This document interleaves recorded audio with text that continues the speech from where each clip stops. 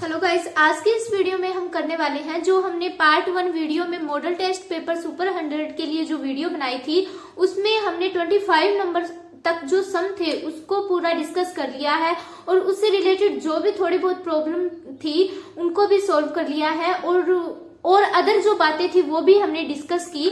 तो आज हम बढ़ते हैं 26 नंबर सम पर। 26 नंबर सम है उसकी कंडीशन में आपको क्या दिया है और उस तरीके के सम किस तरह से सॉल्व होते हैं हम वो देखेंगे। तो सबसे पहले 26 नंबर सम देखिए कि एक ही प्रकार के दो समरूप गिलास हैं, क्रमश 1/3 और 1/4 दूध से भरे हुए हैं। जो दूध से भरे हुए हैं उनका मान कितना है? दूध से भरे हुए जो गिलास है, दूध से भरे गिलास कितने उनका जो भाग है, दूध से भरे गिलास का भाग क्रमश दिया हुआ है आपको 1/3 और 1/4। अब देखिए 1/3 और 1/4 दोनों क्या है? दूध से भरे हुए गिलास है और एक गिलास का एक तो 1/3 भाग है और दूसरा है वो 1/4 है। अब देखिए यदि 1/3 प्लस 1/4 का हम यहाँ पर एलसीएम ले तो हमें यहाँ पर इस बात का पता चलेगा कि कुल कितना गिलास हमारा दूध से भरा हुआ है। तो एलसीएम ले तो यहाँ पर 12, 4 + 3 तो एक गिलास का 7/12 भाग आपका क्या है? यहाँ पर दूध से भरा हुआ है। अब देखिए आगे क्या दिया हुआ है आपको, तब इन गिलासों को पूरा होने तक पानी से भरा जाता है। मतलब एक गिलास में यदि 1/3 भाग आपका दूध का है तो बचा हुआ भाग वो क्या होगा? पानी का होगा। तो दूध से भरे गिलास का भाग 1/3 और 4 है। तो यदि हम पानी की यहाँ पर बात करें तो देखिए आपका एक गिलास का कितना भाग? 1/3 भाग तो किससे भरा हुआ है? दूध से। और एक वो जो भाग पानी से भरा हुआ है उसको किस तरह से हम निकालेंगे? एक गिलास में से माइनस कर दे जो दूध से भरे हुए गिलास का मान है, तो वहां से आपको जो वैल्यू निकलेगी वो पानी की निकलेगी। तो यहाँ से अगर हमने एलसीएम के द्वारा सोल्व किया तो पहला आया 2/3 और यदि 1/4 दूसरा गिलास आपका 1/4 दूध से भरा हुआ है तो पानी की संख्या उसमें कितनी होगी?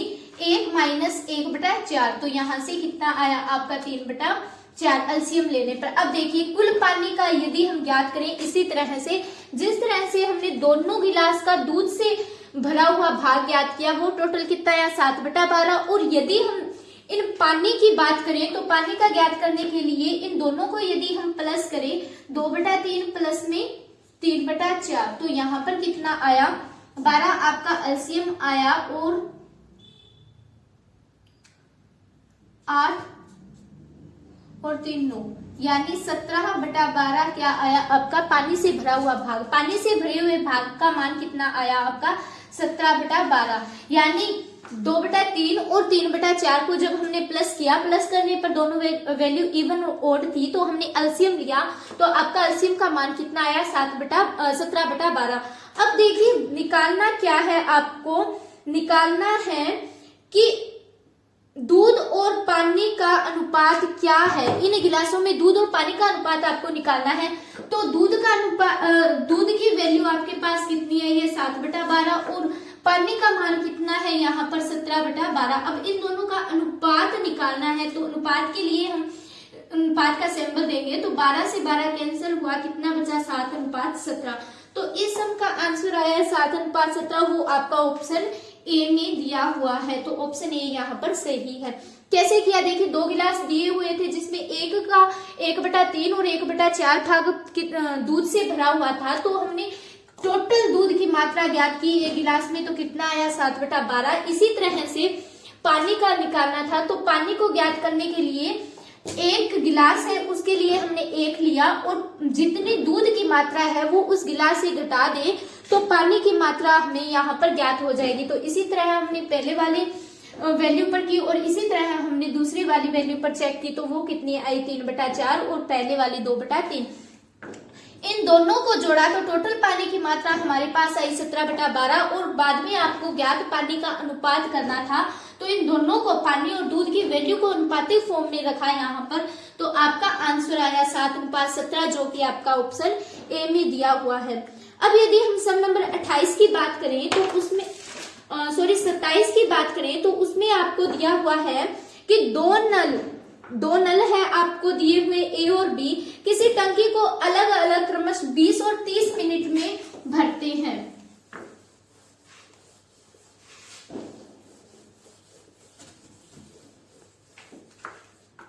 देखिए, दो नल ए और बी है जो किसी टंकी को अलग अलग 20 और 30 मिनट में भरते हैं। तो अगर हम इसकी मिनट बनाए तो एक मिनट में एक नल का 1/20 भाग भरेंगे और दूसरा कितना भरेगा, 1/30 भाग। ये आपको वैल्यू क्रमश में दी हुई है सब में।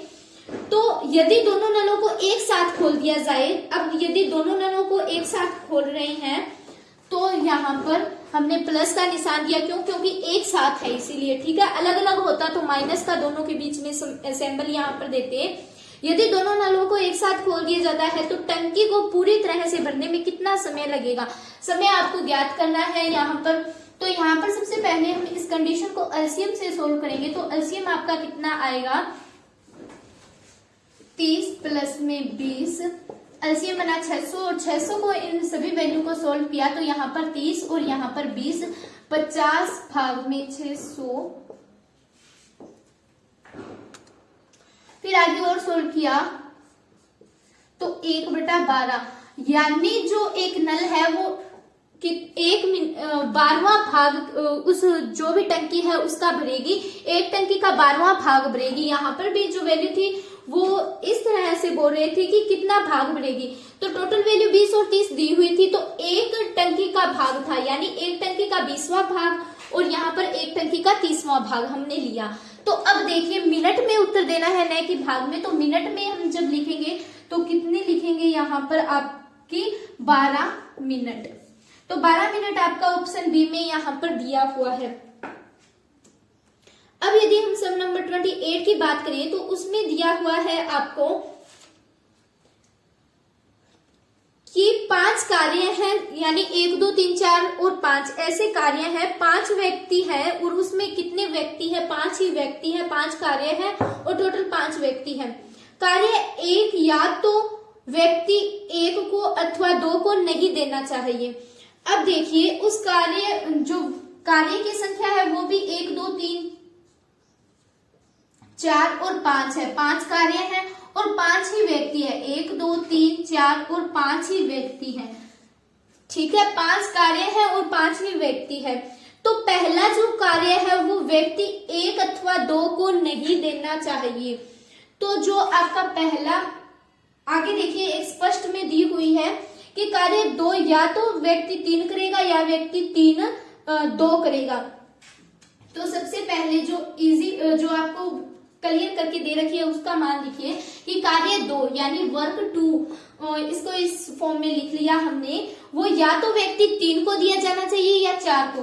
तो 3 या फिर किसको देना चाहिए, 4, यानी इन दोनों में से कोई एक व्यक्ति क्या करेगा, कार्य 2 को करेगा,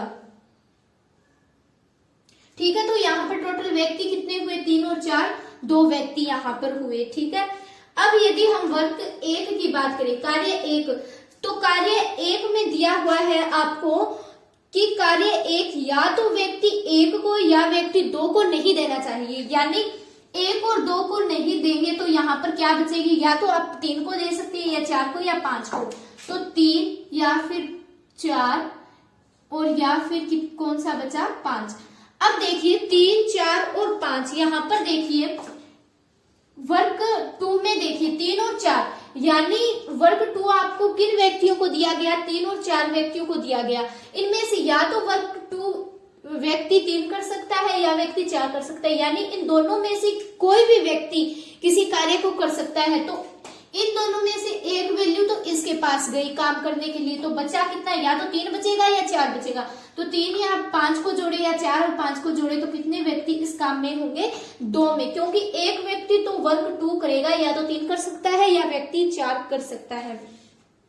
यदि अब हम बात करें व्यक्ति 3 को अथवा व्यक्ति 4 को नहीं दिया जाना चाहिए, हर व्यक्ति को कार्य दिया जाएगा। कार्य करने के तरीके हमें क्या है यहाँ पर बतानी है। तो आगे हमारा वर्ग 3 बचा। वर्ग 3 में कितने व्यक्ति कर सकते हैं? 3 कर सकते हैं। वर्ग 4 में कितने बचेंगे? 2।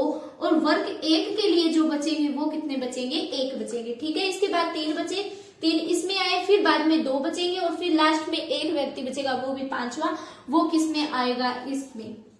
ठीक है, अब देखिए आपको टोटल व्यक्ति ज्ञात करने थे, तो व्यक्तियों की संख्या जो हमारे सामने आई है वो क्या है? 2 गुणा में 2 गुणा में 3 गुणा में 2 गुणा में 2 गुणा में 3 गुणा में 2 गुणा में 1, इन सारों को गुणा कर दे तो जो व्यक्ति हमें कितने तरीकों से जो 5 व्यक्ति हैं वो कार्य कर सकते हैं उनकी संख्या हमें ज्ञात हो जाएगी। तो 2 दूनी 4, 4 की 12, 12 दूनी 24, यानी 24 तरीकों से 5 व्यक्ति कार्य कर सकते हैं। तो 24 आपका ऑप्शन सी में दिया हुआ है, तो ऑप्शन सी यहाँ पर सही है।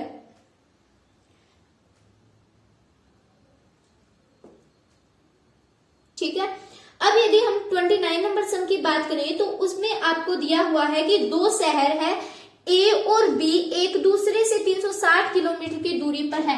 यदि ये वैसे अगर हम देखें तो चैप्टर नंबर 3 से आपका आया हुआ है, लेकिन अगर इसे शॉर्टली करना चाहे तो उसकी भी एक आसान ट्रिक है। किस तरह से? यदि इस तरह के ए से बी तक जाने में दूरी या फिर आपकी औसत चाल जो भी आपको ज्ञात करनी हो वो हम शॉर्ट ट्रिक से कर सकते हैं। उसके लिए हम क्या यूज करेंगे वो देखिए, 2xy भाग में x प्लस y, इससे हम क्या कर सकते हैं? इस जो आपको इस कंडीशन के सम आए वो इसी तरीके से आप सोल्व कर सकते हो। क्या है सम? देखिए 2 शहर है ए और बी एक दूसरे से 360 किलोमीटर की दूरी पर है। एक कार ए से बी तक 40 किलोमीटर की दूरी तय करती है, यानी जो पहली है x वो कितनी करती है? 40 किलोमीटर प्रति घंटा की चाल से जाती है, और दूसरी जो y है वो कितनी जाती है? 60 किलोमीटर प्रति घंटा की चाल से जाती है। ये 2 वैल्यू दी हुई है आपको। पहली वैल्यू को अगर हम इसके मुताबिक फॉर्मूले के मुताबिक यदि हम बात करें तो x को हमने पहली वैल्यू दी और y को है वो दूसरी वैल्यू दी। ठीक है, तो कार की औसत चाल ज्ञात कीजिए। तो अगर इस तरह के सम आ जाए, या तो a b तक जाता है, b c तक जाता है, या b a तक जाता है और उसकी औसत चाल ज्ञात कीजिए, तो आप इसी ट्रिक से क्या है इन समूह को बिल्कुल इजी तरीके से हल कर सकते हो। तो अब देखिए इन्हें किस तरह से हल करेंगे। x का मान यहाँ पर कितना है? 40 गुणा में y का मान यहाँ पर कितना है? 60 किलोमीटर प्रति घंटा। अब नीचे देखिए x प्लस वाई, x का मान कितना है? 40 प्लस में y का मान कितना है? यहाँ पर 60। अब 2 गुणा में 40 और 60 की गुणा यहाँ पर कितनी होगी? 2400, और 60 और 40 को जोड़ करेंगे तो कितना आएगा? 100। इस दोनों जीरो से ये दोनों जीरो कैंसिल होगी। 24 और 2 की गुणा कितनी होगी? आपकी 48 किलोमीटर प्रति घंटा। यही सम का आंसर है। 3rd चैप्टर में बिल्कुल सेम इसी तरह का सम था जिसमें 48 पता नहीं 45 यही आंसर आपका उस सम में आया था। तो 48 किलोमीटर प्रति घंटा आपका ऑप्शन बी में यहाँ पर दिया हुआ है। अब यदि हम बात करें 30 नंबर सम की, तो उसमें आपको क्या दिया है? पीटर और पॉल की मासिक आय 4:3 है। ये भी सम आपका 10th क्लास का 3rd चैप्टर है, एक्सरसाइज 3.3 या फिर 3.2 से रिलेटेड है। बिल्कुल इसी तरह का सम था। उसमें दिया हुआ था आपको गेंद का मूल्य ज्ञात कीजिए या बल्ले का मूल्य ज्ञात कीजिए। बल्ले की संख्या दी हुई थी और गेंद की संख्या दी हुई थी, टोटल मिलकर इतने रुपए में खरीदे। उसी तरीके से ये सब है। क्या है? पीटर और पॉल की मासिक आय का अनुपात 4:3 है। अब देखिए इसे किस तरह से सोल्व करेंगे हम, उसी में करते उसी तरीके से सोल्व कर लो, या फिर अगर लाइन के द्वारा ना करो तो बेसिकली सीधे किस तरह से सोल्व करेंगे। पीटर और पॉल 2 नाम दिए हुए हैं। यदि हम आय को x माने, दोनों की आय को, पीटर की आय और पॉल की आय को x माने, और जो हमारा व्यय है, खर्च है, उसको हम क्या माने? y माने। पीटर का व्यय भी y माने और पॉल का व्यय भी क्या माने? y माने। तो हमें क्या करनी है? उनके मासिक आय या उनकी मासिक आय क्रमश में क्या होगी, ये हमें ज्ञात करनी है। ये भी दिया हुआ है, यदि मास के अंत में इन दोनों के पास 6000 की बचत होती है, इन दोनों के पास यानी पीटर और पॉल के पास दोनों के पास 6000 रुपए की बचत होती है, तो इनकी मासिक आय का हमें निकालनी है। तो यहाँ से देखिए पहली कंडीशन के मुताबिक सॉल्व करें तो क्या दिया है, पीटर और पॉल की मासिक आय का अनुपात 4:3 है, यानी 4 इसकी है और 3 इसकी है। ठीक है, क्रमश में है मतलब लगातार है, पहले में और दूसरे की दूसरे में। और आगे जो दी हुई है वो क्या है, 3:2 व्यय है। व्यय का अनुपात दिया हुआ है 3:2, तो 3 ही इस तरफ और 3 ही 2 उस तरफ। ठीक है, पहले को पहली वैल्यू और दूसरे को दूसरी वैल्यू। अब देखिए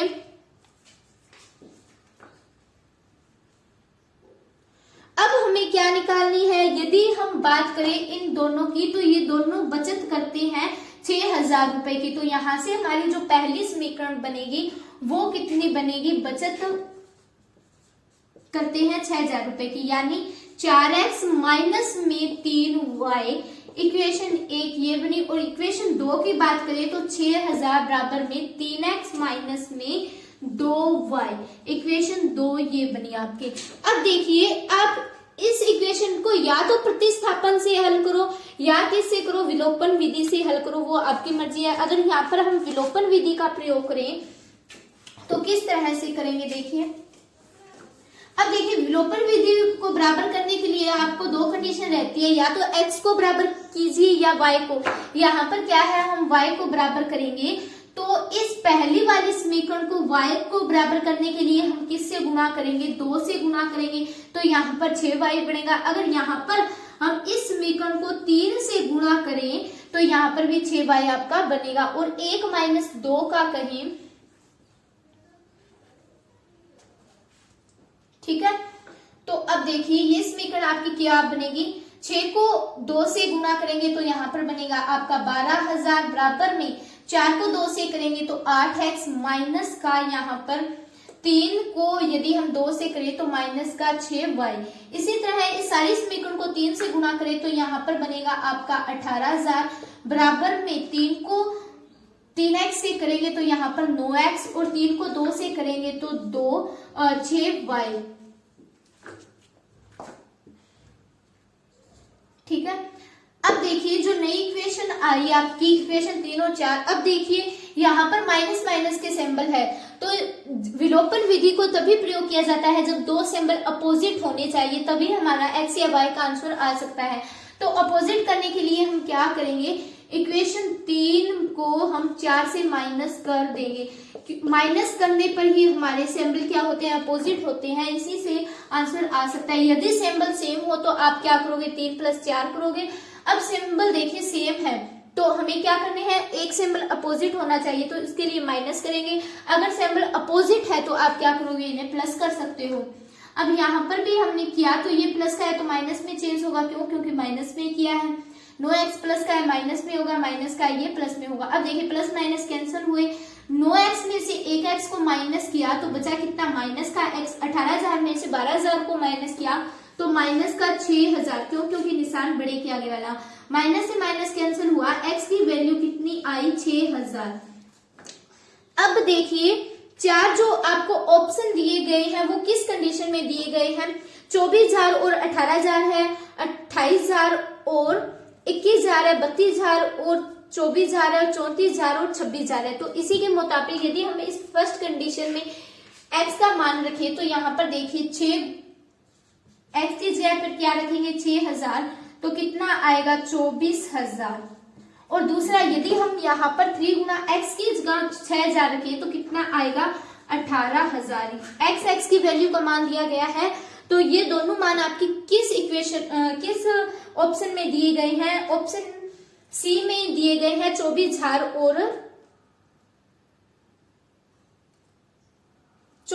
और 18000 आपका ऑप्शन ए में दिया गया है। x यहाँ पर दिया गया है 24000 और 18000, तो ऑप्शन ए आपका यहाँ पर सही है। अब यदि हम बात करें हमारे 31 नंबर सम की, तो उसमें दिया गया है कि एक गाय की कीमत 4 बकरियों की कीमत से अधिक है।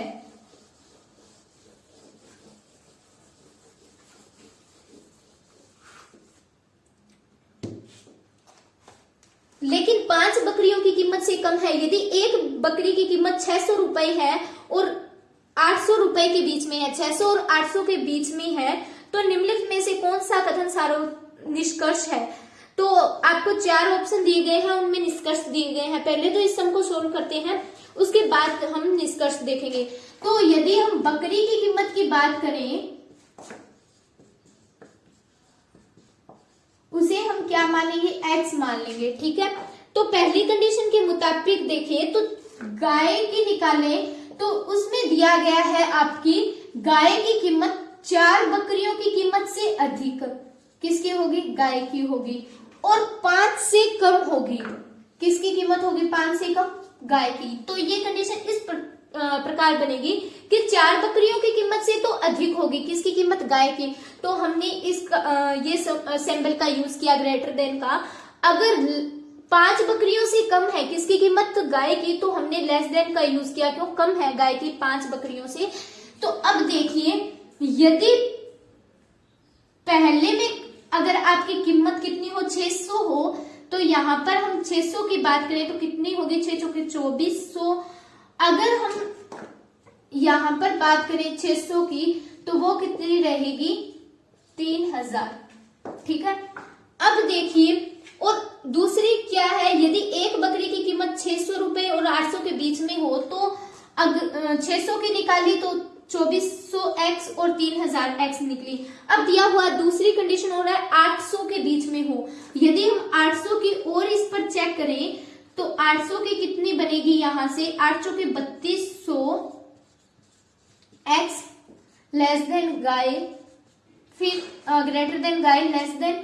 अगर यहाँ पर भी हम क्या करें, 800 पर चेक करें तो कितनी बनेगी? यहाँ पर 3000x, ठीक है। इसके बीच में किसकी कीमत है? गाय की कीमत है 3200 और 3000, 8 5 40, ठीक है। तो 3200 और 4000 के बीच में किसकी कीमत है? गाय की कीमत है, ठीक है। तो इसके लिए जो कथन है सही, वो आपका कौन सा कथन है वो देखिए।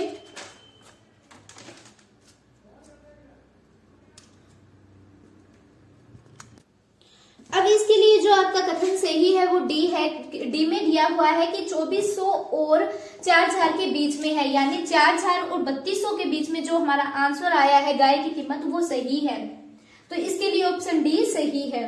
अब यदि हम बात करें हमारे 32 नंबर सम की, तो उसमें दिया हुआ है कि किसी प्रतियोगिता में 60% पुरुष और 40% महिलाएं भाग लेती है। पुरुष जो मेन की संख्या है वो कितनी है? पुरुष को हम मेन लिख लेते हैं, एक बात तो 60% है, और फीमेल की जो संख्या है वो कितनी है? 40% है यहाँ पर। अब देखिए, परीक्षार्थी थे 60% पुरुष थे और 40% महिलाएं क्या थी? एक प्रतियोगिता में परीक्षार्थी थे। यदि 70% पुरुष हो, यदि फिर आगे 70% आपके क्या हो? पुरुष हो, और 75% क्या हो? आपके फीमेल हो। अब देखिए, 70% पुरुष और 75% महिलाएं प्रतियोगिता में अर्हक परीक्षण में सफल होकर अंतिम परीक्षण में भाग लिया, जिसमें से अंतिम में गए। अंतिम पड़ाव में क्या थे आपके? यहाँ पर 80% पुरुष थे, और जो महिलाएं थी वो जो लास्ट पड़ाव में कितनी थी? 70% थी। अब आपका इन सारे तथ्यों से निष्कर्ष निकालना है। तो आपका यदि हम इस तीसरी कंडीशन में बात करें तो किसकी संख्याएं आपको यहाँ पर सबसे अधिक दिख रही है? 80% पुरुष की संख्या ज्यादा दिख रही है। तो अब हम बात करें इन निष्कर्षों की, तो इसमें निष्कर्ष ए दिया है कि महिलाओं की सफलता दर उच्चतर है। तो महिलाएं तो यहाँ पर केवल 70% है। अगर प्रतिशत में बदलना भी चाहो तो आप वहां से भी कर सकते हो, लेकिन टाइम की अहमियत को ध्यान में रखकर आप डायरेक्ट उत्तर निकालो, वो ही ज्यादा सही रहेगा। अब देखिए, बी ऑप्शन में दिया गया है समग्र सफलता दर 50% से नीचे थी, यह भी सही नहीं है। अगर हम सी की बात करें तो महिलाओं की अपेक्षा पुरुष अधिक संख्या में सफल रहे हैं, तो तो यहाँ पर देखिए पुरुषों की संख्या कितनी है, 80% है, और महिलाएं कितनी है, 70% है। तो ज्यादा कौन रहे, 80% वाले पुरुष ही तो ज्यादा रहे हैं। तो यहाँ पर क्या है, महिलाओं की अपेक्षा पुरुषों की संख्याएं ज्यादा है, या पुरुष ज्यादा सफल रहे हैं। तो ये आपका ऑप्शन सी है यहाँ पर जो सही है। यदि अब हम बात करें हमारे 33 नंबर सम की, तो उसमें हमें दिया हुआ है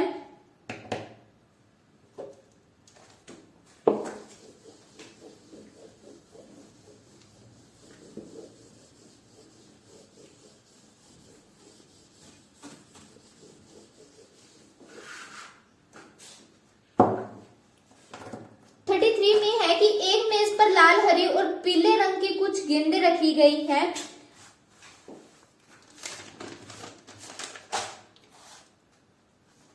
जितनी पीली गेंदें हैं उतनी ही लाल गेंदें हैं। पीली गेंदें हरी गेंदों से दुगनी है और लाल गेंदों की संख्या क्या करनी है, हमें यहाँ पर ज्ञात करनी है। अब देखिए, यदि हम गेंदों की संख्या को x माने या हरी गेंदों की संख्या x ले, तो हरी गेंदें कितनी है हमारे पास, x है। हरे और पीले रंग की कुछ गेंदें हैं, जितनी पीली गेंदें हैं उतनी ही लाल गेंदें हैं। और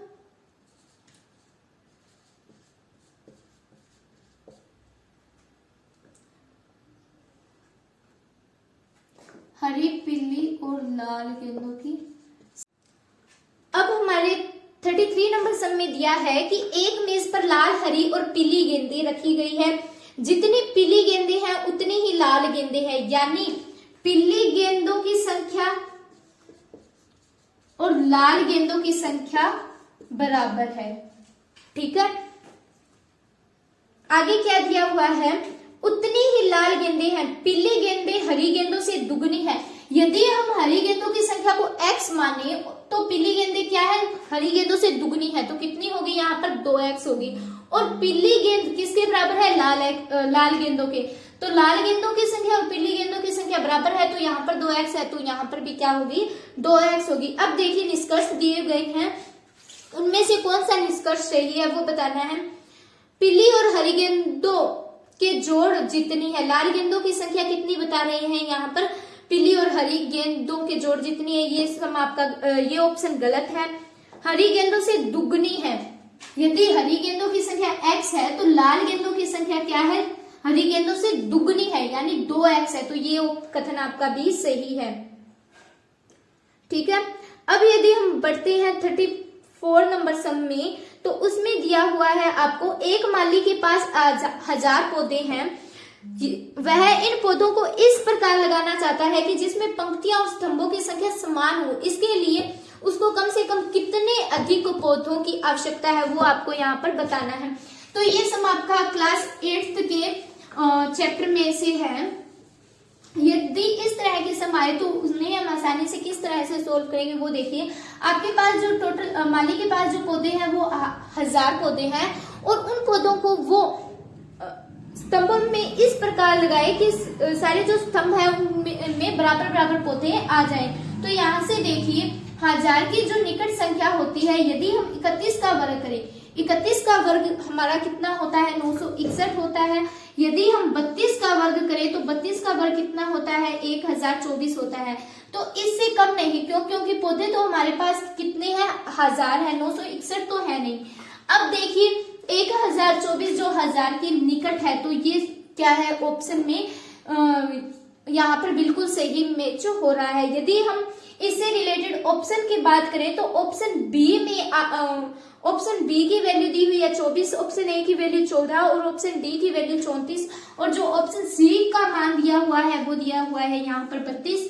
तो ऑप्शन सी का मान यहाँ पर सही है, क्यों 32 पौधों को हर स्तंभों में लगाएगा, जिससे स्तंभों की संख्या बराबर हो जाएगी।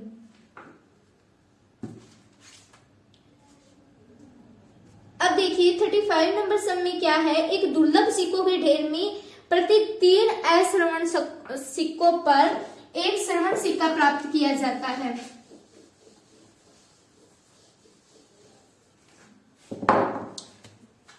अब देखिए 2 सिक्के हैं, अश्रवण और श्रवण। अब यदि हम श्रवण सिक्कों की संख्या को x माने और यहाँ पर देखिए कि 3 सिक्कों पर एक सोने का सिक्का प्राप्त किया जाता है, यानी ये 3x होगा, तभी ये क्या होगा, x होगा। 3 सिक्के निकालेंगे तब वहां पर हमें एक सोने का सिक्का प्राप्त होगा। अब आगे देखिए, ढेर में 10 स्वर्ण सिक्के और डाल दिए जाते हैं, तो यहाँ पर यदि हम 10 और डाल दें तो 10 प्लस x हो गए ये सिक्के। और स्वर्ण तथा असवर्ण सिक्कों का अनुपात दिया हुआ है 1:2। अब देखिए इसको किस तरह से सोल्व करेंगे, 10 प्लस x भाग में 3x, क्योंकि इतने सिक्कों पर जब हम 3 सिक्के निकालेंगे तभी हमें इतने सिक्के प्राप्त होंगे। बराबर में इनका अनुपात दिया गया है 1:2। अब देखिए इन्हें हम आर पार गुणा करें तो कितना बनेगा, 2 गुणा में 10 प्लस में x बराबर में 3x। तो यहाँ से देखिए 20 प्लस में 2x बराबर में 3x। यहाँ पर यदि हमें इसे सोल्व करें तो कितना आएगा आंसर, 3x, ये प्लस का है, इस साइड आएंगे माइनस का। 20 बराबर में 3x में से 2x को माइनस किया, यहाँ पर कितना आया x। तो यहाँ पर देखिए जो आपके सिक्के आए वो कितने आए, 20। तो यानी अब हमें ज्ञात क्या करना है कि इस ढेर में कुल कितने सिक्के हैं। तो सिक्कों के लिए देखिए 3 गुणा में यहाँ पर x का मान कितना आया, 10। यदि हम यहाँ पर कितने सिक्के हैं, 10, 10 प्लस 10 इस x के लिए, ठीक है। तो 30 और 20 कितने हुए, 50, नहीं 10 गुणा में 3, 30, 20 सिक्के हैं, x का मान कितना आया, 20। तो 30 गुणा में 20 कितना हुआ यहाँ पर, 60। यदि हम यहाँ पर जोड़े 10 सिक्के थे ही और 20 और डाल दिए हैं तो कितने बने यहाँ पर, 30, 60 प्लस 30। तो टोटल सिक्के हमारे पास कितने आए यहाँ पर, 90।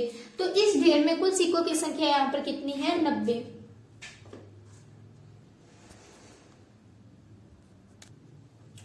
और 90 आंसर आपका ऑप्शन ए में यहाँ पर दिया हुआ है। यदि हम बात करें 36 नंबर सम की, तो उसमें आपको दिया हुआ है ये सम, 36 नंबर सम आपका क्लास 9 के चैप्टर 2 से रिलेटेड है। तो उसमें क्या दिया हुआ है कि x प्लस 2m यहाँ पर है x स्क्वायर प्लस में mx प्लस में चौथा का गुणनखंड है। तो m का मान हमें क्या करना है, यहाँ पर ज्ञात करना है। x प्लस 2 दिया हुआ है तो x प्लस 2 बराबर 0 रखे, तो x बराबर x का मान कितना आएगा यहाँ पर, -2। अब देखिए इस अगर हम गुणनखंड में रखें तो कितना मान आएगा m का, वो आपको निकालना है। x की जगह पर यदि हम -2 रखें और स्क्वायर है तो स्क्वायर प्लस में m गुणा में x की जगह पर -2 प्लस में 14, 2 का स्क्वायर किया 4, माइनस माइनस यहाँ पर क्या हुआ, प्लस। यहाँ पर देखिए m की गुणा 2 के साथ की तो कितना आया, 2m plus minus minus plus में 14। अब देखिए बराबर में यदि हम 0 ले m का मान ज्ञात करने के लिए, तो 14 प्लस में 4 कितना हुआ, 18। अब देखिए माइनस का 2m यहाँ पर माइनस का है, अगर इस साइड लेके आए तो वो क्या होगा, प्लस का होगा। यहाँ से m का मान कितना आएगा, 9। m बराबर कितना है, 9 है। तो 9 आपका ऑप्शन सी में यहाँ पर दिया हुआ है। अब यदि हम बात करें 37 नंबर सम की, तो उसमें क्या है, 37 नंबर सम में दिया है कि कुछ कार्ड्स जिन पर 6, 7, 8 से लेकर 15 तक संख्याएं हैं, यानी 6, 7, 8, 9, 10, 11, 12, 13, 14 और 15, टोटल 15 तक संख्याएं लिखी हुई है। संख्याओं में से एक के साथ चिन्ह एक बॉक्स में रखा जाता है और अच्छी तरह से मिलाया जाता है। बॉक्स में ये एक कार्ड निकाला जाता है। 10 से कम संख्या वाले कार्ड प्राप्त करने की प्रायिकता ज्ञात करनी है। यहाँ पर देखिए 10 से कम वाले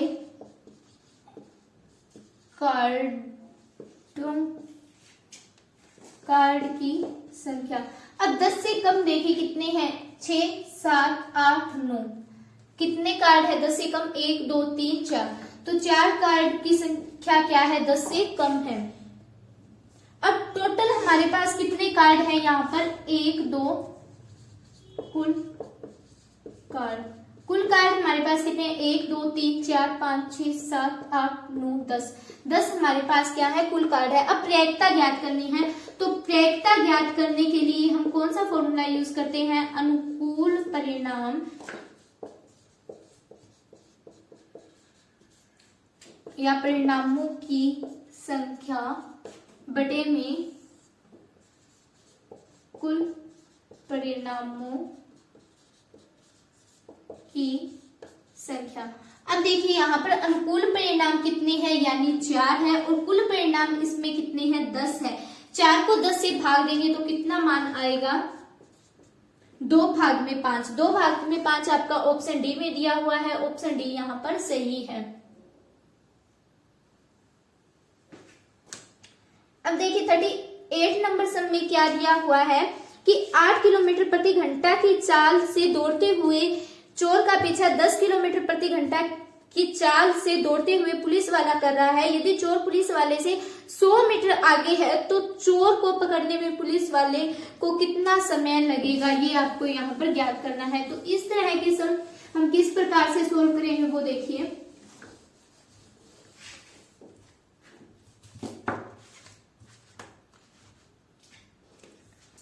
अब देखिए चोर जो 8 किलोमीटर प्रति घंटे की चाल से दौड़ते हुए चोर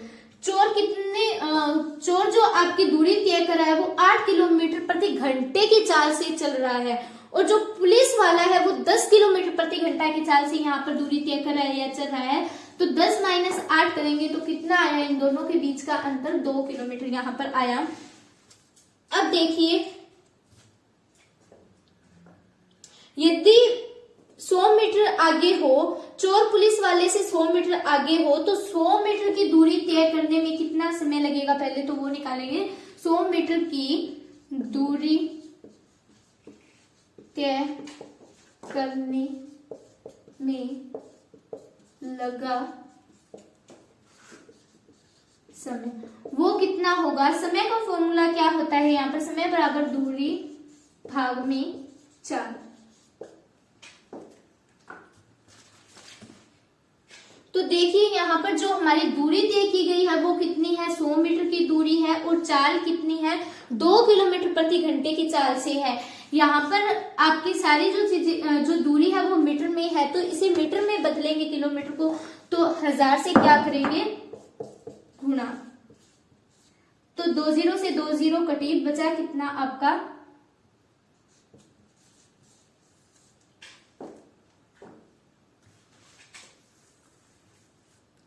अब देखिए जो आपका सम का आंसर है वो किसमें है, मिनट में है। तो 1/20 को यदि हम जब मिनट में बदलेंगे तो कितने लेंगे यहाँ पर 60, तो 60 से गुणा किया तो कितना आया, 3। तो कितना समय लगेगा पुलिस वाले को, 3 मिनट का समय लगेगा। 3 मिनट आपका ऑप्शन बी में यहाँ पर दिया हुआ है। अब देखिए सम नंबर 40 को यदि हम सॉल्व करें तो वो किस प्रकार होगा। सम नंबर 40 में दिया हुआ है कि कोई रेलगाड़ी किसी औसत चाल से 63 किलोमीटर की दूरी तय करती है। अब वह अपनी प्रारंभिक चाल से 6 किलोमीटर प्रति घंटा अधिक की औसत चाल से 72 किलोमीटर की दूरी तय करती है। यदि उसे पूरी यात्रा संपन्न करने के लिए 3 घंटे लगते हैं तो रेलगाड़ी की प्रारंभिक चाल किलोमीटर घंटा में क्या है। तो यहाँ पर जो ज्ञात करना है, मान लीजिए औसत चाल हमें ज्ञात करनी है, तो हम जो ज्ञात करनी होती है उसे हम क्या मान लेंगे, x मान लेंगे। अब देखिए यहाँ पर यदि हम फॉर्मूले की बात करें समय की, तो वो क्या रहेगा, दूरी भाग में 4 रहेगा। अब देखिए हमने जो 4 है उसको क्या माना है, x, और पहली कंडीशन में वो कितने किलोमीटर दूरी तय कर रहा है, 63 किलोमीटर। तो 63 किलोमीटर हमने जो दूरी की जगह पर 63 किलोमीटर रखा, और चाल को हमने क्या माना है, x माना है। आगे क्या दिया हुआ है कि 72 किलोमीटर की दूरी तय करने में उसे 6 घंटे अधिक लगते हैं। तो देखिए अब दूरी कितनी है, है 72 किलोमीटर की है और जो 4 है वो कितनी है, पहले की अपेक्षा 6 घंटे उसे अधिक लगते हैं। तो हमने x प्लस यहाँ पर क्या लिए 6। इन दोनों मतलब इन दोनों में जो टोटल समय है वो कितना है, आपको 3 घंटे दिया हुआ है, या इस तरह से दिया हुआ है कि यदि उसे पूरी यात्रा संपन्न करने के लिए 3 घंटे लगते हैं, इस और इस यानी इन दोनों यात्राओं को तय करने के लिए उसे 3 घंटे लगते हैं, तो हमें यहाँ पर क्या करना है, x का मान यहाँ पर निकालना है।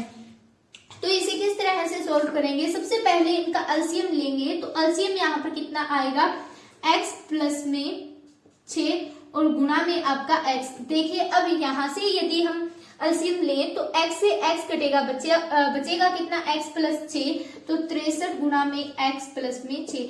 सेम इसी तरह से इसके साथ कंपैरिजन करें तो x प्लस 6 यहाँ पर कट जाएगा और बचेगा कितना, x। तो यहाँ पर क्या बनेगा आपका 72x बराबर में 3। यहाँ पर यदि 1 लगाकर क्रॉस मल्टीप्लाई करें तो वो कितनी आएगी आपकी 63x प्लस में 6 प्लस में 72x बराबर में 3 गुणा में। अब जो ये x प्लस 6 है वो इस साइड आके आपका क्या रहेगा, गुणा में रहेगा, ठीक है।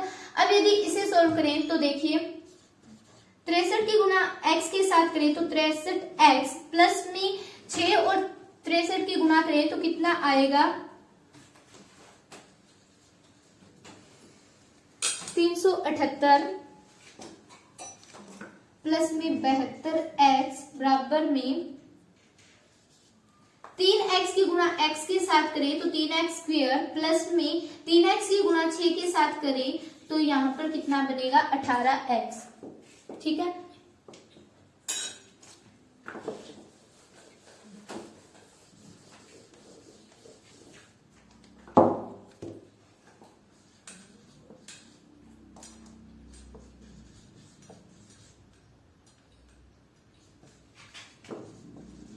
अब देखिए 3x यहाँ पर प्लस का है, इस साइड आके क्या रहेगा माइनस का, 3x फिर प्लस का 18 है तो इस साइड आके क्या रहेगा माइनस का 18x बराबर में क्या होगा अब 0। तो देखिए x वाले को x के साथ जोड़ेंगे और जो कांस्टेंट वैल्यू है उसको सिंपल रखेंगे या उसके साथ कोई वैल्यू मैच करेगी तो उसे प्लस माइनस करेंगे। यहाँ पर देखिए 3x स्क्वायर अकेला है तो माइनस का 3x स्क्वायर। अब देखिए 63 और 72 दोनों मिलकर कितने हुए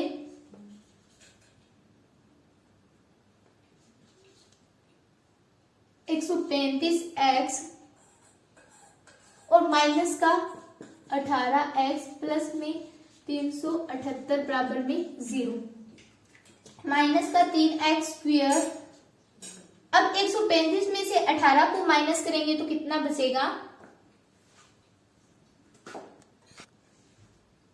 माइनस करने पर 117x प्लस में 378 बराबर में 0। अब देखिए यहाँ पर ये सारी इक्वेशन हमारी किससे डिवाइड हो रही है, 3 से डिवाइड हो रही है। अब देखिए x स्क्वायर का जो मान आएगा वो 4 कभी भी माइनस में नहीं होती, इसीलिए हम क्या करेंगे माइनस को बाहर कॉमन लेंगे। यहाँ पर कितना बचेगा x स्क्वायर प्लस माइनस में माइनस 3 9 बचा कितना 2 3 27x। अब यदि हम यहाँ पर 3 को बाहर निकालें तो कितना बचेगा माइनस का, क्यों प्लस माइनस माइनस 3 126 बराबर में 0।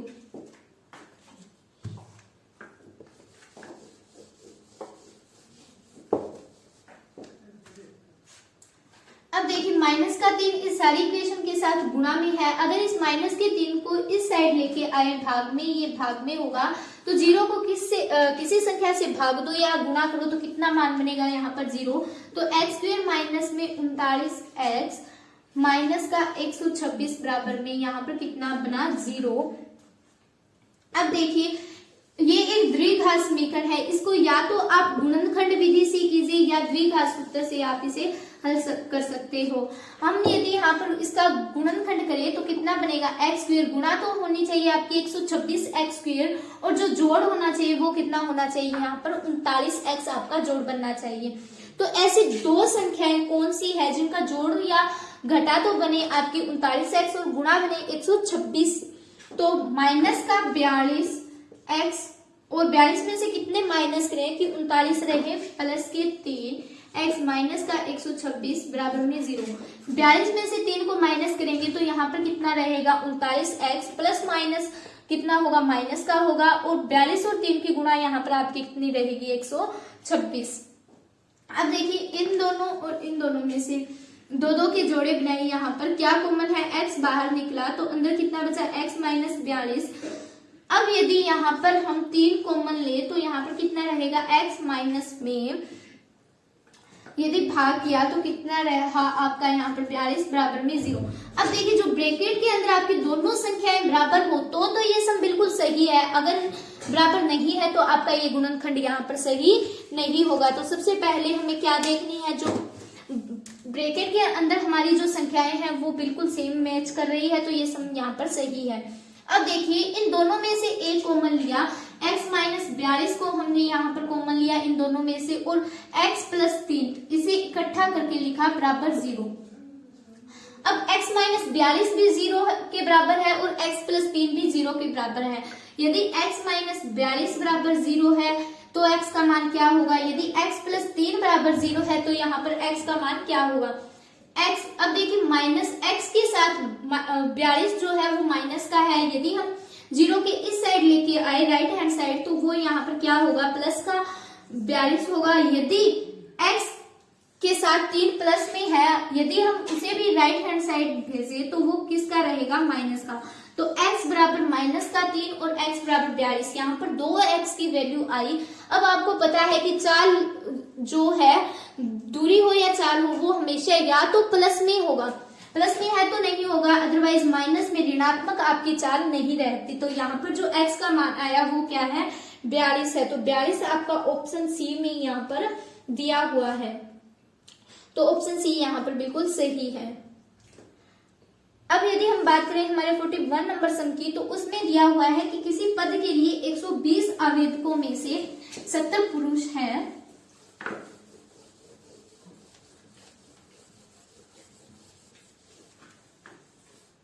देखिए कुल कितने आवेदक आपको दिए हुए हैं 120 दिए हुए हैं, जिनमें से 70 कौन है पुरुष है और क्या है 80 क्या है महिलाएं हैं। 80 के पास ड्राइविंग लाइसेंस है, जो लाइसेंस है वो कितनों के पास है 80 के पास। ड्राइविंग लाइसेंस पुरुषों की अधिकतम और न्यूनतम संख्याओं के बीच का अनुपात क्या है, ड्राइविंग लाइसेंस धारी पुरुषों की अधिकतम और न्यूनतम संख्या का हमें यहाँ पर अनुपात ज्ञात करना है। तो सबसे पहले देखिए जो आपके आवेदकों की संख्या है, कुल आवेदक कितने दिए हुए हैं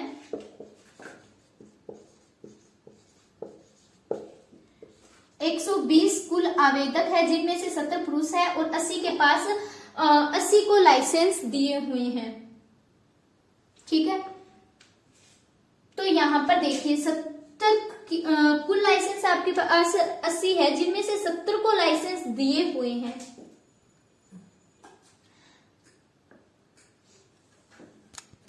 अब देखिए कुल आवेदक 120 थे, जिनमें से 70 पुरुष है। 70 में 120 में से 70 को माइनस किया तो बचा कितना यहाँ पर 50, तो 50 बाकी बचे। अब 50 में से कितने लाइसेंस के लिए बाकी बचे हैं 80 माइनस 50, तो 30 यहाँ पर लाइसेंस के लिए जो बाकी बचे हैं उनकी संख्या है।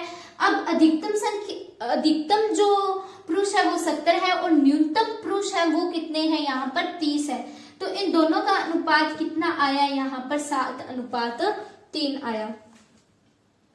तो 7:3 ऑप्शन सी में यहाँ पर दिया हुआ है। दिया हुआ क्या था आपको कि किसी पद के लिए 120 आवेदक थे, कुल संख्या आवेदकों की कितनी दी हुई थी 120 दी हुई है, जिनमें से 70 पुरुष है।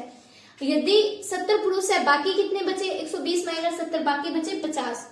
ठीक है, अब देखिए जिनमें से 80 पुरुषों के पास तो लाइसेंस है, यानी 80 के पास तो है, तो बाकी बचे कितने हैं हमारे पास 50। 50 माइनस 80 करेंगे तो कितना आएगा 30 के पास लाइसेंस अभी तक नहीं है, तो अधिकतम है वो 70 है, न्यूनतम है वो कितने है 30 है। इन दोनों का अनुपात ज्ञात करेंगे तो कितना आएगा 7:3। अब यदि हम बात करें 42 नंबर सम की,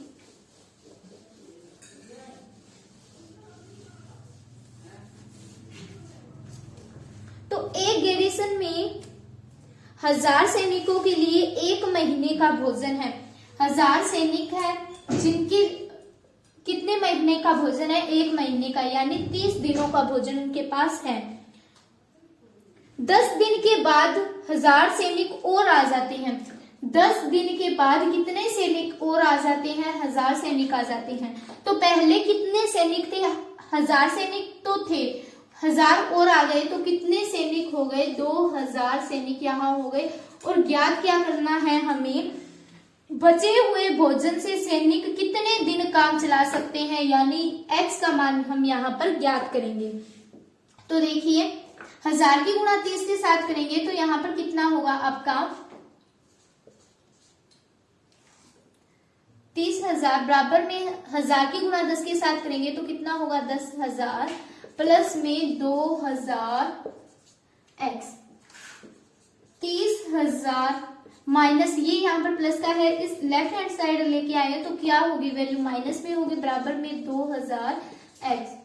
30,000 में से 10,000 को माइनस किया कितना बचेगा 20,000 बराबर में 2000। अब देखिए इस 3 0 से ये 3 0 कटी, कितना आया 10, तो x का मान कितना आया 10। तो आपके ज्ञात क्या करना था, बचे हुए भोजन से कितने दिन सैनिक काम चला सकेंगे, तो 10 दिन और काम चला सकेंगे। तो 10 दिन ऑप्शन डी में दिया हुआ है। अब देखिए नेक्स्ट सम 43 नंबर सम में क्या दिया हुआ है।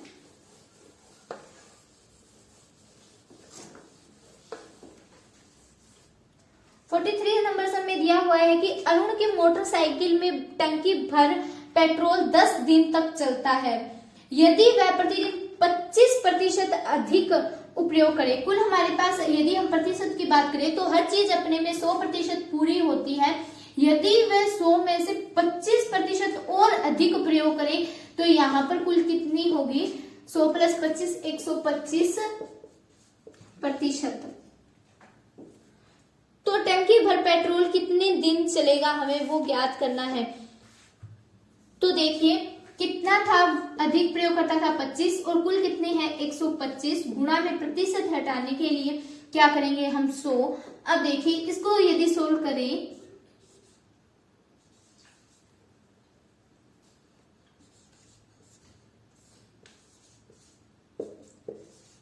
तो एक तो हमारे पास ये आया 20%।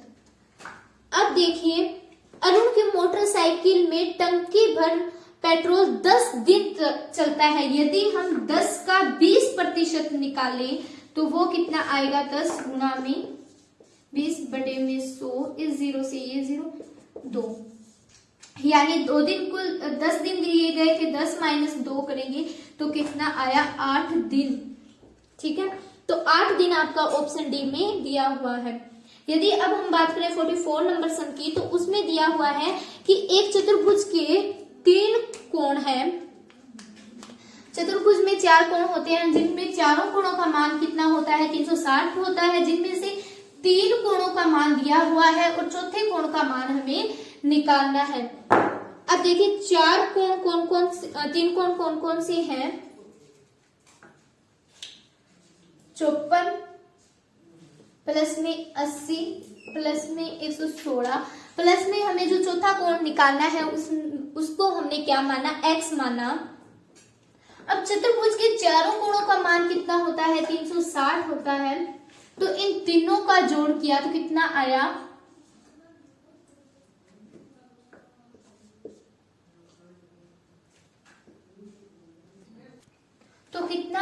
इन तीनों कोणों को यदि जोड़ किया तो कितना बना 250 प्लस में चौथे कोण का मान हमें ज्ञात करना है बराबर में 360 डिग्री। x बराबर में 360। अब देखिए ये 250 यहाँ पर प्लस का है, इस साइड लेके आए तो क्या होगा माइनस का।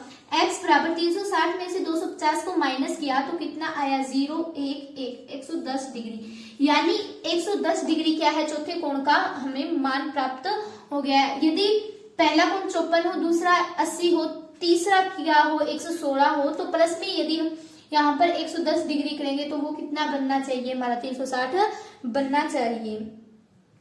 अब यदि हम बात करें सम नंबर 44 की, तो उसमें देखिए आपको 4 आंसर जो ऑप्शन है उसमें 4 ऑप्शन दिए गए हैं, उसको आपको क्या करना है एक क्रम में लगाना है। तो क्रम में लगाएंगे, सबसे पहले क्या है ऑप्शन ए में दिया हुआ है आपको x बराबर 360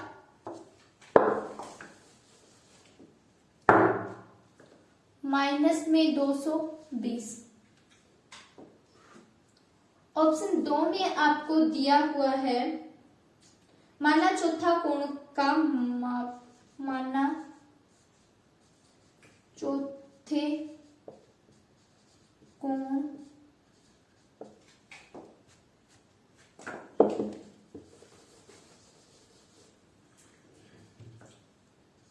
की माप x है। ठीक है, ये आपको ऑप्शन बी में दिया हुआ है। ऑप्शन सी में दिया हुआ है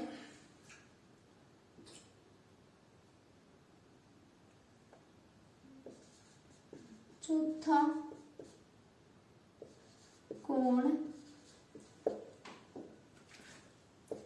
x माइनस 140 है।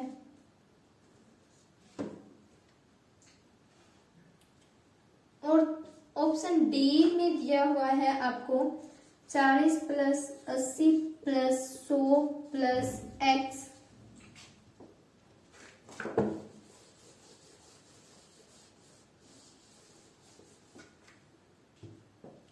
बराबर 360 है। और जो आपको सब में दी हुई थी वो था कि चतुर्भुज के कोण का माप 40, 80 और 100 है। तो चौथे कोण का माप ज्ञात कीजिए। 3 वैल्यू दी हुई थी और आपका चौथा कोण हमें निकालना था। तो इन चारों को किस तरह से हम विस्थापित करेंगे वो हमें ऑप्शन में दिया हुआ है। तो देखिए सबसे पहले हम क्या मानते हैं कि माना चौथा कोण x, तो यानी पहला आंसर क्या होगा माना चौथा कोण का माप x है, तो पहले में आएगा, पहले नंबर पर आएगा 2। दूसरे में अब देखिए क्या करना होता है, दूसरे में हमें 40 प्लस 80 प्लस 100 प्लस x बराबर में क्या करना होता है 360 लेते हैं। तो दूसरे नंबर पर आएगा हमारा चौथा। अब तीसरे पर देखिए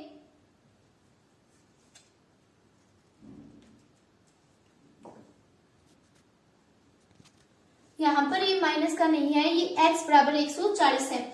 तो तीसरे पर हमारी कौन सी कंडीशन आएगी। अब देखिए हम इन तीनों को बराबर किसके रख लेते हैं 360 के। तो यहाँ पर अब हम जो अगले स्टेप में क्या करते हैं 360 माइनस इन तीनों वैल्यू का जोड़, इन तीनों वैल्यू का जोड़ क्या है 220 है। तो तीसरे स्टेप में हमारा क्या रहेगा ऑप्शन 1 रहेगा। चौथे में क्या रहेगा, अब देखिए माइनस करने पर हमें यहाँ पर x की वैल्यू प्राप्त हो जाती है। तो x की वैल्यू प्राप्त होगी, वो कौन सा ऑप्शन है हमारा ऑप्शन 3। तो ऑप्शन 3 हमारा रहेगा लास्ट में। तो इसके लिए 4 ऑप्शन है। पहले ऑप्शन में दिया हुआ है 1 2 4 3, दूसरे में 1 2 3 4 और तीसरे में दिया हुआ है 2 1 4 3 और डी ऑप्शन में दिया हुआ है दूसरा, चौथा, पहला और तीसरा, यानी ये ऑप्शन डी आपका सही है। डी के में ये चारों ऑप्शन आपके सही हैं। अब हम 46 की बात करें तो उसमें दिया हुआ है 1225 पौधों की पंक्तियों में लगा। सबसे पहले इसे साफ करते हैं। अब देखिए 1225 के पौधे पंक्तियों में लगाने हैं। पंक्तियों की संख्या और प्रत्येक पंक्ति में पौधों की संख्या ज्ञात करनी है। तो देखिए इसमें पौधों की संख्या ज्ञात करने के लिए हम क्या करते हैं, हमें कुल पौधे कितने दिए हैं, 1225 दिए हैं, जिनका हम क्या करेंगे, घनमूल करेंगे। तो यहाँ पर हमारा घनमूल करने के लिए हम क्या करते हैं, पीछे से दो दो के जोड़े बनाते हैं। तो यहाँ पर जोड़े बने। अब देखिए किस पर करेंगे, हमें हमेशा जो वैल्यू लिखते हैं वो वर्ग होने चाहिए। 3 का वर्ग कितना होता है, 9। तो यहाँ पर कितना लिखा है, 9। 4 का वर्ग करेंगे, 4 गुना 4 16, तो वो 16 क्या होगी, 12 से बड़ी होगी, तो यह सही नहीं है। अब देखिए इसका दुगुना कर हम यहाँ पर लिखते हैं, 3 को 2 से गुना करेंगे 6। अब माइनस करेंगे तो कितना बचेगा, यहाँ पर 3 2 5। अब देखिए इस संख्या को किस से गुना करें कि यहाँ पर 325 बने। 5 से करेंगे तो 25 2 32।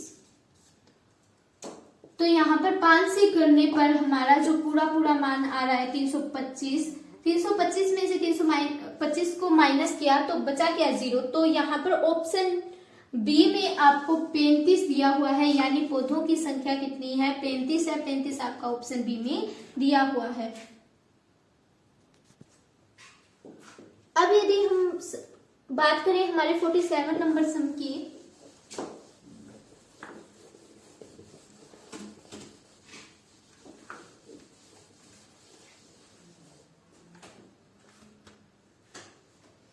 तो उसमें दिया हुआ है कि एक विक्रेता ने 20 के हिसाब से 125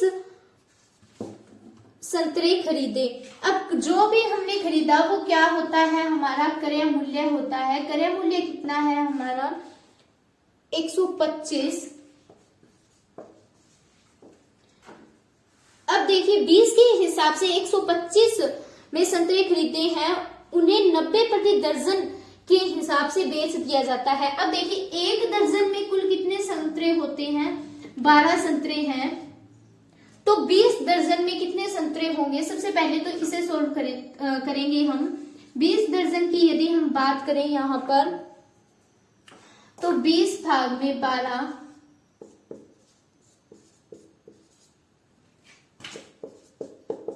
तो 5/3।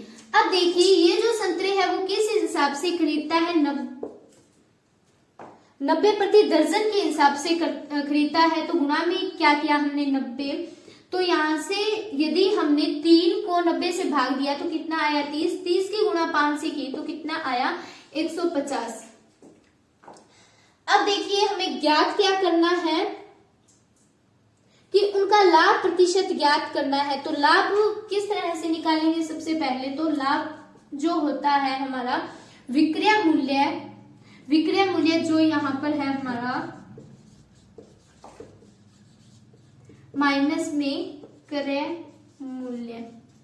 अब विक्रय मूल्य का मान कितना है, 150 है, माइनस में क्रय मूल्य कितना है, 125। तो लाभ कितना आया, यहाँ पर लाभ आया 25%। अब इसका प्रतिशत निकालेंगे तो वो कितना होगा, लाभ का प्रतिशत हमें निकालने के लिए बोला है, तो 25 भाग में 125 गुणा में 100।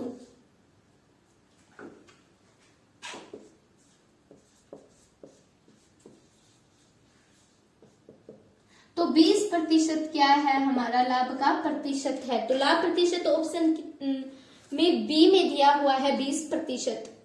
अब 48 नंबर सम की बात करें तो उसमें दिया गया है कि एक कमरे की विमाएं 10 मीटर, 8 मीटर और 3.3 मीटर है। यदि प्रत्येक व्यक्ति को 3 मीटर स्क्वायर की जगह की आवश्यकता हो तो इस कमरे में कितने आदमी रह सकते हैं, मतलब आदमियों की रहने की संख्या हमें यहाँ पर निकालनी है।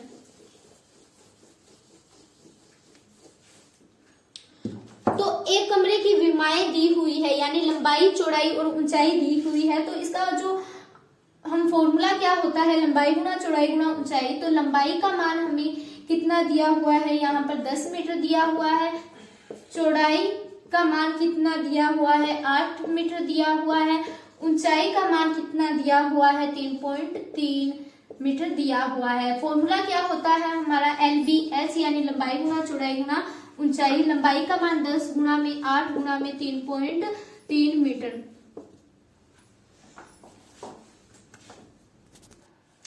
अब देखिए 8 को 10 से गुणा किया, 80 गुणा में 3.3 मीटर है यहाँ पर। अब देखिए 80 और 33 के गुणा की तो कितना आया हमारा, यहाँ पर बनेगा 26.40। तो देखिए पॉइंट के बाद जीरो की कोई वैल्यू नहीं होती, तो यहाँ पर हमने कितना लिखा 26.4। अब आगे क्या दिया हुआ है, प्रत्येक व्यक्ति को 3 मीटर स्क्वायर जगह की आवश्यकता है, तो इस कमरे में कितने आदमी रह सकते हैं, यानी संख्या ज्ञात करनी है आदमी की।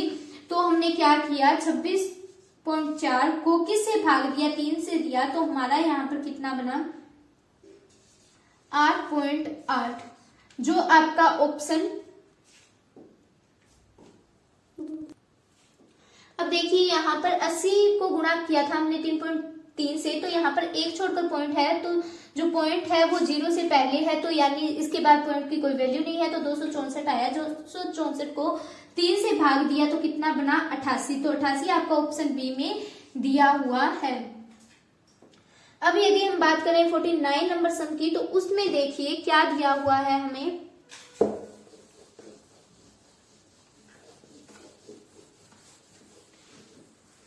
अब 49 नंबर सम को हम एक वेन डायग्राम से समझेंगे।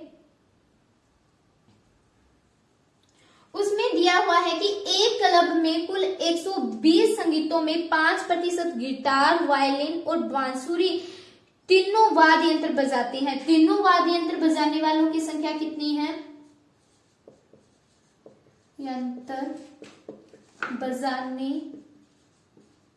वालों की संख्या कितनी है, 120 का 5%, यानी 120 गुणा में 5% हटाने के लिए डिवाइड में 100 लगाते हैं, तो इस 0 से ये 0, 5 2 को किया तो 6, यानी कितना आया 6।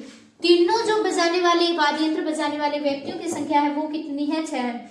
उपयुक्त वाद्य यंत्र में कोई 2 और केवल कोई 2 वाद्य यंत्र बजाने वाले संगीतों की संख्या 30 है, यानी जो संगीत कोई 2 व्यक्ति जो संगीत बजा सकते हैं उनकी संख्या कितनी दी हुई है, 30 दी हुई है। जो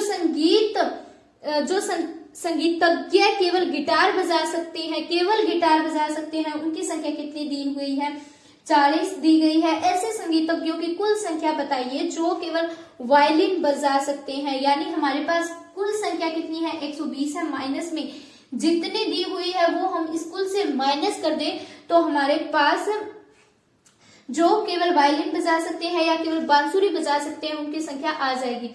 तो 6 तो वे थे जो तीनों बजा सकते थे, प्लस में 30 जो केवल 2 बजा सकते हैं, और 40 भी वे केवल क्या है 2 व्यक्ति हैं जो वाद्य यंत्र बजा सकते हैं। तो यानी 120 माइनस में यहाँ पर कितना हुआ हमारा 76 को 120 से माइनस करेंगे तो कितना बनेगा 4, यहाँ पर हुआ 11 में से 4, यानी 44 ऐसे व्यक्ति हैं जो बांसुरी बजा सकते हैं, केवल बांसुरी बजा सकते हैं। अब हमारे लास्ट सम की ओर बढ़ते हैं। लास्ट सम में हमें दिया हुआ है कि 15 मीटर लंबी एक सीढ़ी एक खड़ी दीवार के ठीक ऊपर पहुंचती है। यदि ये सीढ़ी दीवार से 60 डिग्री का कोण बनाती है तो दीवार की ऊंचाई यानी h हमें ज्ञात करनी है। तो देखिए h हमें ज्ञात करनी है और दिया क्या हुआ है 15 मीटर लंबी एक सीढ़ी है। ये सीढ़ी है जो दीवार पर चढ़ रही है, तो 15 मीटर सीढ़ी है। दीवार और सीढ़ी दोनों मिलकर कितने का कोण बना रही है, 60 डिग्री का कोण बना रही है। ठीक है, अब देखिए यदि हमने थीटा यहाँ पर लिया है तो थीटा के सामने वाली भुजा लंब होती है हमारी। ठीक है, तो h हमें ज्ञात करनी है। यहाँ पर देखिए जो हमें ज्ञात होता है उसे हम नीचे की तरफ लिखते हैं और जो हमें अज्ञात होता है उसे हम क्या रखते हैं, ऊपर की ओर रखते हैं। यानी क्या फॉर्मूला रहता है इस कंडीशन में, अज्ञात भाग में ज्ञात। ठीक है, बराबर में। अब देखिए जो आपकी ये है h है वो क्या है, आपका आधार है। क्यों, लंब ये है, कर्ण ये है, आधार एक ये है, तो a है। और जो आपका ये है 15 मीटर वो क्या है, k है, यानी कर्ण है।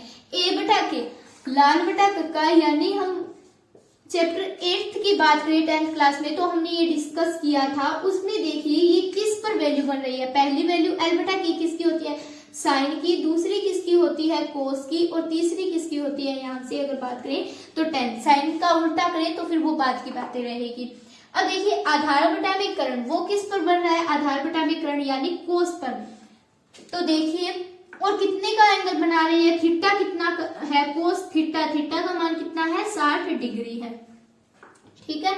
अब देखिए h भाग में 15, कोस थीटा यानी थीटा की वैल्यू कितनी दी हुई है, 60। तो कोस 60 किस पर होता है, यदि हम उस टेबल की बात करें तो 1/2 पर होता है। यहाँ से अब हम क्रॉस मल्टीप्लाई करें तो h का मान कितना आएगा, 2h बराबर में 15, h बराबर में 15 भाग में 2, तो 15 को 2 से भाग दिया तो कितना आया, 7.5।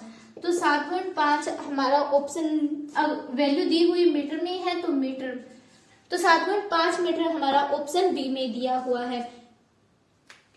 ठीक है। अब जो हमारे दो सम पहले रह गए थे वो कौन कौन से हैं उन्हें भी कर लेते हैं।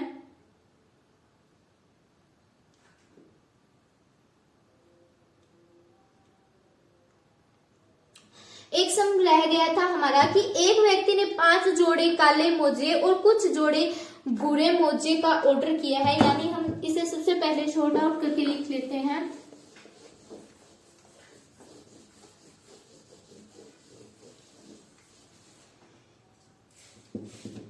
एक व्यक्ति ने 5 जोड़े काले मोजे,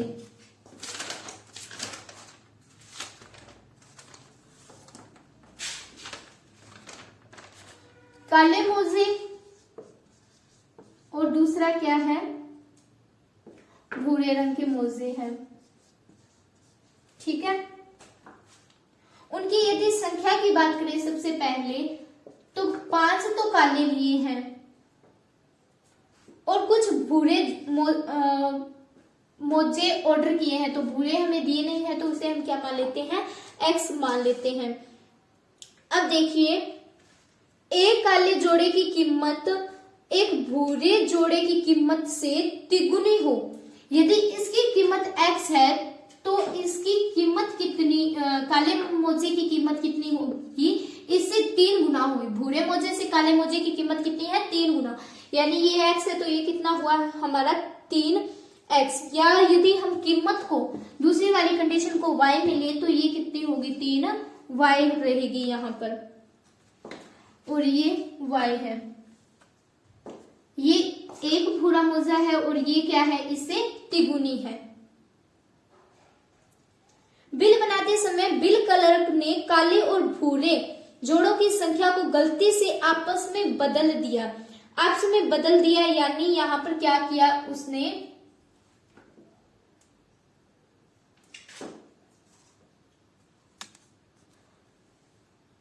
बिल बदल दिया। तो यदि हम पहले वाले बिल की बात करें तो वो कितना है हमारा, 3 को 5 से गुना किया तो 15y, यहाँ पर कितना हुआ xy। अब देखिए बाद में उसने क्या किया, बदल दिया। तो बदल देने पर ये नया जो बना है वो कितना बना हमारा, यहाँ पर 3xy, और इस साइड जो बना वो कितना है 5y। ठीक है। यानी ये आपस में बदल दिए हैं यहाँ पर। तो 3xy हमारा ये हुआ यहाँ पर, और 5y क्या हुआ हमारा, भूरे मोजे हुए। अब देखिए इनको यदि हम सोल्व करें तो किस प्रकार इनकी इक्वेशन बनाएंगे, 3xy प्लस में 5y बराबर में 15y प्लस में xy। ठीक है।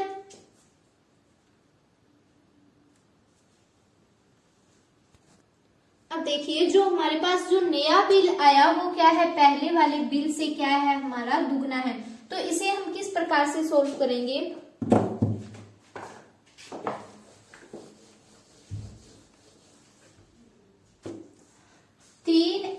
y प्लस में 5y बराबर में 2 के गुना 15 के साथ करेंगे, या यहाँ पर क्या कॉमन ले हम,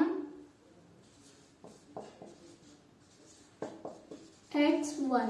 अब देखिए इन दोनों में से क्या कॉमन है, y कॉमन है, तो y को बाहर निकाला, अंदर कितना बचा 3x और 5। यहाँ से हमने क्या बाहर निकाला, y को बाहर निकाला, तो अंदर कितना बचा 15 प्लस में x। इस y से ये y कैंसिल हुआ। अब देखिए 3x प्लस में 5 बराबर में कितना बचा है हमारा 15 प्लस में x।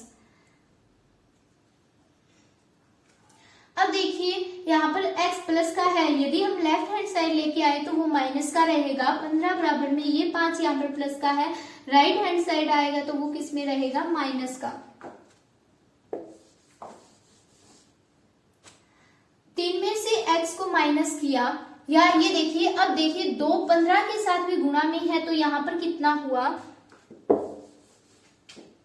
15 को 2 से गुणा किया तो 30 प्लस में 2x। अब जो यहाँ पर वैल्यू माइनस में होगी वो कितनी है, 2x बराबर में 30। ये प्लस का 5 है, इस साइड आके क्या रहेगा, माइनस का 5। यहाँ पर जो 3x में से 2x को माइनस किया बचा कितना x, और 30 में से 5 को माइनस किया तो कितना बचा 25। यानी x बराबर क्या आया हमारा 25। वही हमें ज्ञात करना था, भूरे मौजों की संख्या ज्ञात करनी थी जो हमने क्या मानी थी, x। तो x का मान हमारा है 25, वो हमें ऑप्शन डी में यहाँ पर दिया हुआ है। अब देखिए एक सम और रह गया था, उसमें क्या दिया हुआ है, एक सरल रेखाखंड 36 सेंटीमीटर लंबा है। इस रेखा पर एक दोनों अंतित बिंदुओं से बिंदु अंकित करने हैं। प्रत्येक अंतित बिंदुओं से पहला बिंदु अंतित 1 सेंटीमीटर की दूरी पर है। अब देखिए हमने 36 सेंटीमीटर एक रेखाखंड लिया, उस पर 36 तक बिंदु अंकित किए हैं। इन दोनों बिंदुओं के बीच की दूरी 1 है और इन दोनों बिंदुओं के बीच की दूरी 3 है। यानी इन सारे बिंदुओं की यदि हम बात करें, 1 और 2 के बीच में 1 का अंतर है, 2 और 3 के बीच में 1 का अंतर है, 3 और 4 के बीच में 1 का अंतर है, यानी 1 का अंतर है, 1 की दूरी पर है। दूसरा बिंदु पहले बिंदु से 2 सेंटीमीटर की दूरी पर है। पहला बिंदु 1 पर है तो दूसरा 2 पर है। इसी तरह तीसरा 3 सेंटीमीटर पर है और यही क्रम आगे जारी है। यदि अंत्य बिंदु जो अंत में है उन बिंदुओं को ना गिना जाए, यानी इस रेखाखंड में देखिए अंत पर बिंदु कौन सी है, एक ये बिंदु है हमारा और दूसरा कौन सा है, एक ये है। इनको न गिना जाए और उभयनिष्ठ बिंदुओं को एक गिना जाए। उभयनिष्ठ बिंदु कौन सी है, यहाँ से एक तो 15 होगा हमारा उभयनिष्ठ बिंदु और एक 26 होगा। इन दोनों बिंदुओं को एक एक गिना जाए तो इन पर बिंदुओं की संख्या हमें ज्ञात करनी है। सबसे पहले देखिए हमने ये रेखाखंड किस प्रकार बनाया, ये तो उस कंडीशन में दिया हुआ था। अगला जो हमने किस तरह से बनाया, यहाँ से यदि हम शुरू करें 0 फिर 8 और 7 दोनों 15 हुए, 15 और 6 21, 21 और 5 26, 26 और 4 30, 30 और 3 33, 33 और 2 35, 35 और 1 36। ठीक है, अब देखिए अब यदि हम इनकी बात करें, जो कंडीशन में दिया हुआ था कि उभयनिष्ठ बिंदुओं को एक ही गिना जाए, तो यहाँ पर ये दोनों कितने हुए, 1 और 1 2, और अंत वाले बिंदुओं को न गिना जाए तो बचे हुए बिंदुओं की संख्या ज्ञात करें। तो 1 और 1 2, 3 4 5 6 7 8 9 10 11 और 1 12। तो बचे हुए जो बिंदु थे हमारे वो कितने हैं, 12 बिंदु इस रेखाखंड पर है। तो 12 ऑप्शन हमारा बी में दिया हुआ है, तो ऑप्शन बी हमारा सही है। यहाँ तक हमने अब 50 सम जो है वो पूरे कर लिए हैं। अब सुपर 100 पेपर की बात करें तो इनसे रिलेटेड आपको सम आ सकते हैं। तरीका यही रहेगा, सम की कंडीशन चेंज हो सकती है या फिर इक्वेशन आपकी चेंज हो सकती है। तो ठीक है, थैंक यू, मिलते हैं नेक्स्ट वीडियो में।